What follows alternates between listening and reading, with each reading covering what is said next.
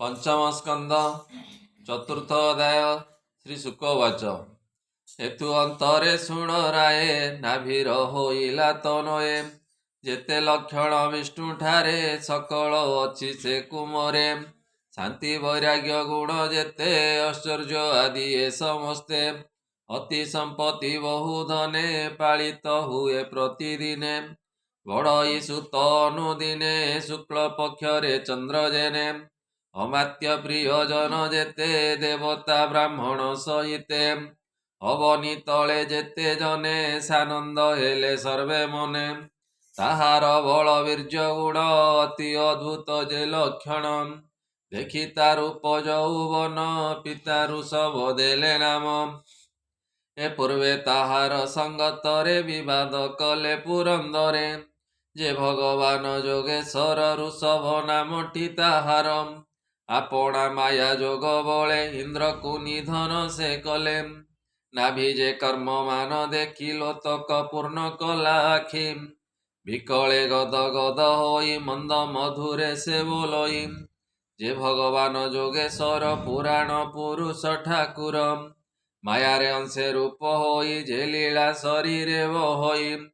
ताहाकु पुत्र भाव करी बदने वचन उच्चारी स्नेह भावरे से भजिला परम सुख से पाइला एथु अंतरे रूपमणि कुमरे बुद्धि बल जानी आत्मीय ब्राह्मण को राई राजार पण पुत्रे देई से मेरु देवी पत्नी तार संगते घेनी नृपवरम बदरी आश्रमे रहिला परम तप आचरिला श्रुत भावे से राजन चिंतई प्रभु भगवानम केते दिन तप कला अंते से मुक्ति लभिला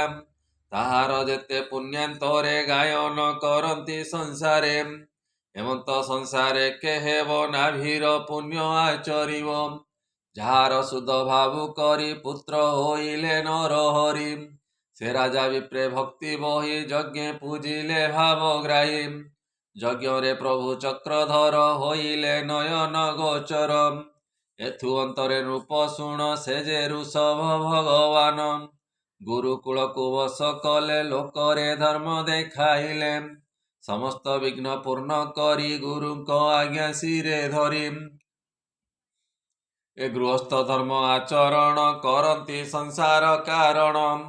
गुरु संतोषे देले वर होइब सतेक कुमर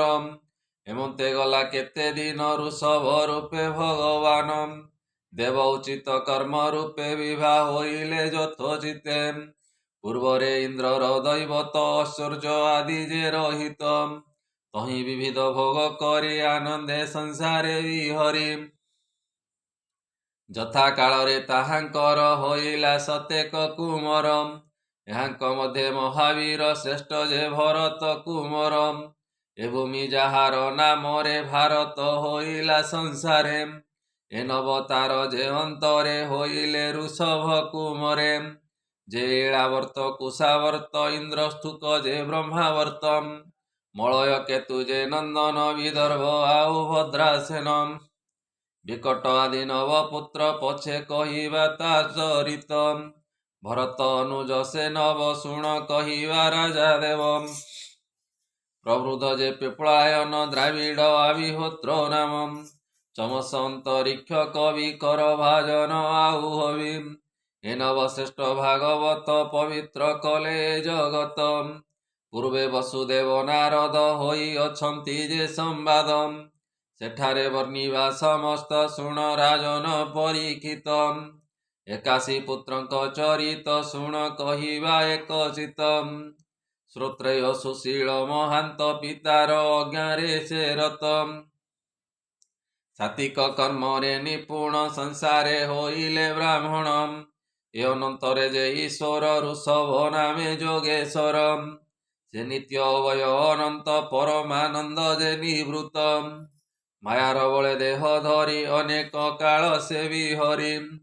धर्म आचरी शिक्षा गुण दियंती प्रजा गणे दान परम दयालुर गुण सर्वभूतरे मित्रपण प्रतिपालंती प्रजाजन पुत्र को पिता ही जे सनम ସେହି ପ୍ରକାରେ ନୃପବର ପାଳନ କରନ୍ତି ସଂସାର।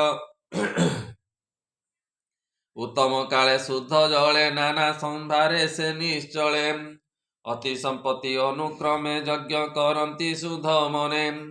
ଏମନ୍ତ କଲେ ଯଜ୍ଞ ସତ ବେଦ ଉଚିତ ଯଥୋଚିତ। ଋଷଭ ପରିମାଳେ ମହି ଏମନ୍ତ କେ ଅବା ଅଚଇ। ଦରିଦ୍ର ହିଂସା ଖଳ ଆଦି ଅବିଦ୍ୟାବନ୍ତ ଯେ ପ୍ରସିଦ୍ଧି। ଏ ଦିବ୍ୟ ପ୍ରାର୍ଥନା ଯେ କରଇ ଏମନ୍ତ ଜନ କେହି ନାହିଁ। ଭକ୍ତି ବିଭିନ୍ନ ବିନୁଆନ ଅନ୍ୟ ନ ବାଞ୍ଛନ୍ତି ସେ ଜନମ।